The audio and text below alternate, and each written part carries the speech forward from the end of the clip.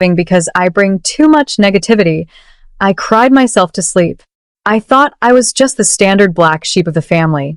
But the next morning, their next-door neighbor sent me a video file with a message that read, "I thought you should see what they say about you when you aren't there." I clicked play. I watched it once in complete disbelief.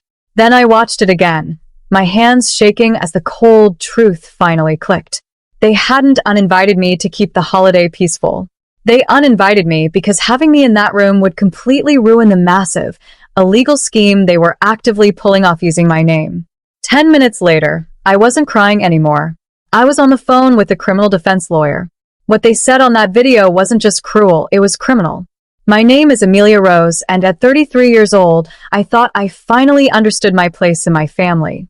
For as long as I can remember, I've been the designated outsider, the quiet, hardworking daughter who paid her own way through college, built a stable career, and never asked for a single handout. On the other hand, there was my younger brother, Austin.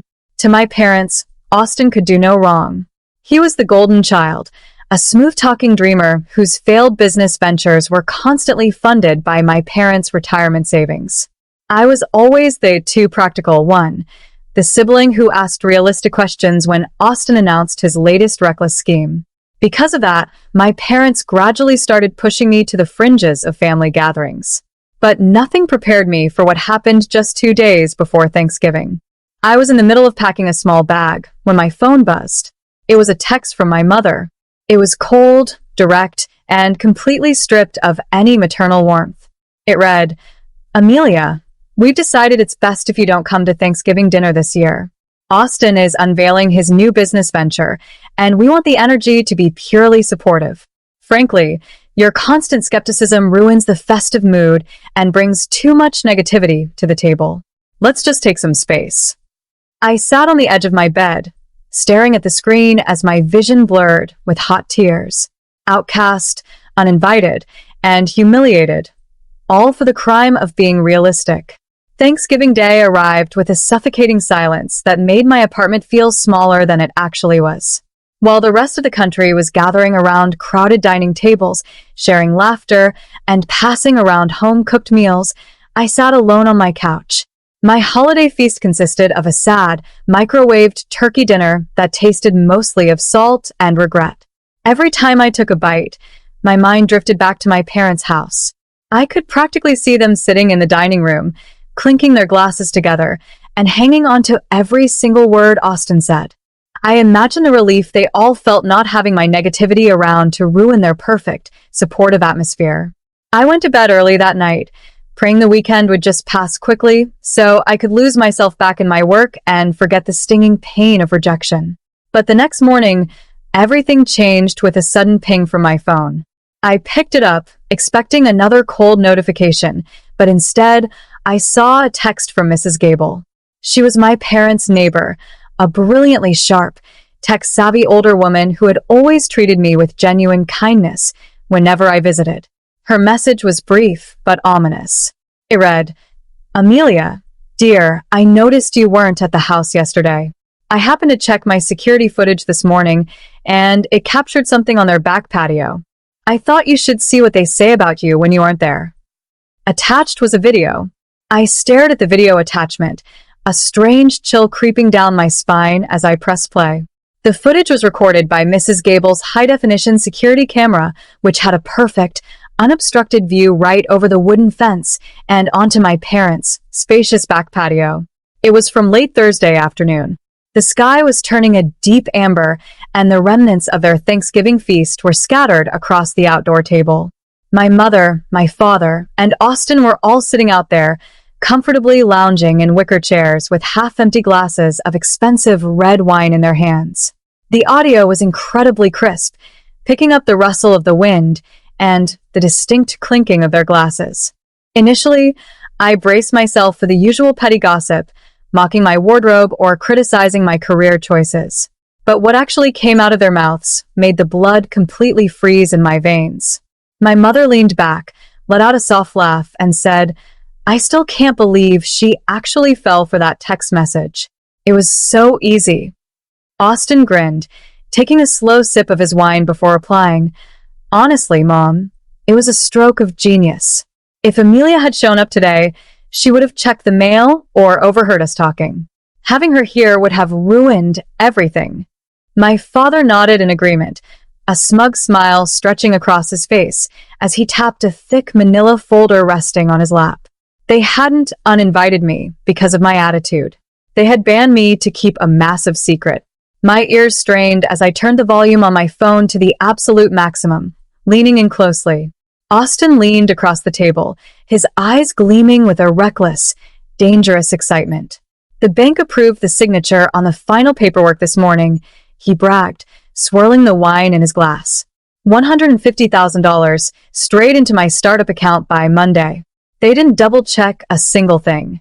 My jaw dropped as the pieces began to violently shatter in my mind. He wasn't talking about his own credit. He was talking about mine. My father opened the manila folder on his lap, pulling out a stack of documents that looked horribly familiar. It was surprisingly simple to pull her latest employment verification and tax files from the digital home vault, my father added, his voice completely devoid of guilt. And since I still control the mail delivery keys to her old P.O. box, she hasn't seen a single bank notification or warning letter for the past 3 months. By the time the first major loan payment defaults next year, the corporate shield will protect us, and Amelia will be legally stuck holding the entire debt.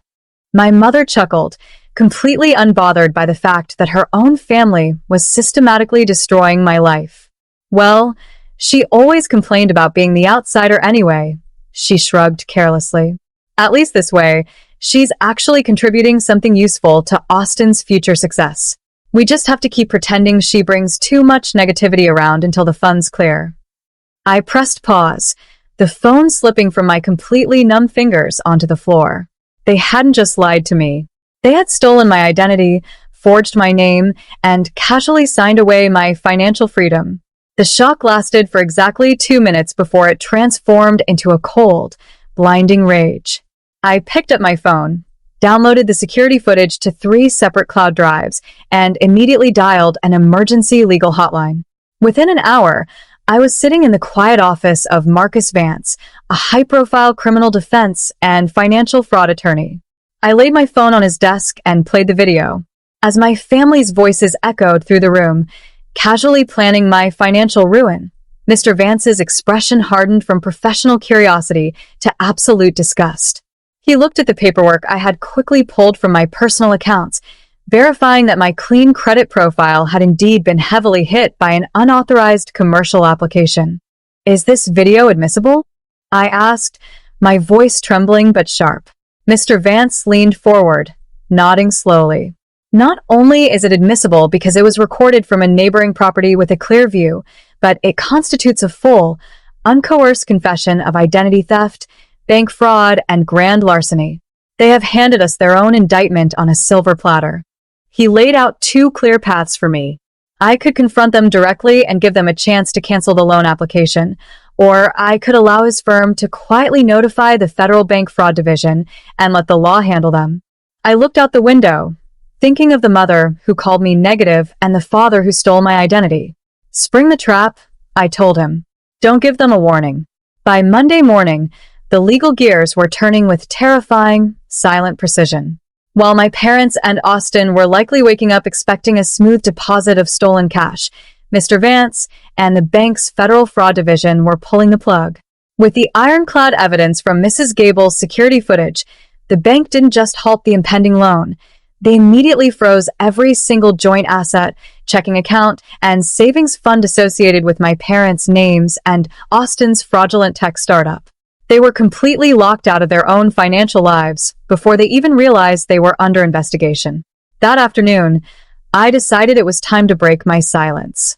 I opened our family group chat, uploaded a crisp 10-second snippet of a neighbor's video where Austin bragged about forging my signature, and typed out a single sentence: "I hope my legal response didn't bring too much negativity to your festive holiday weekend."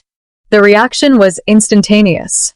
Within seconds, my phone began violently vibrating with a barrage of frantic calls and desperate text messages. My mother's text read, "Amelia, please delete that video. It's just a big misunderstanding. We love you.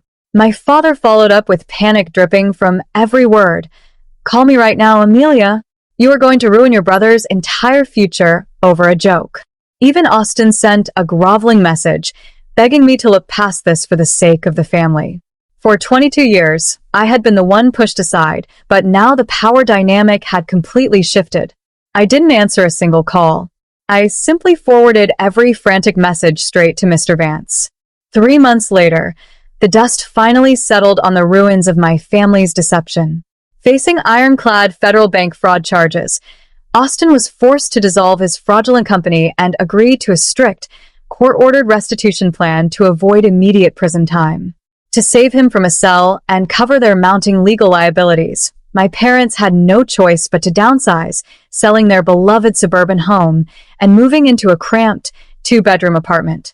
I cut contact with all 3 of them permanently, changing my phone number and building a peaceful, highly secure life they can no longer touch.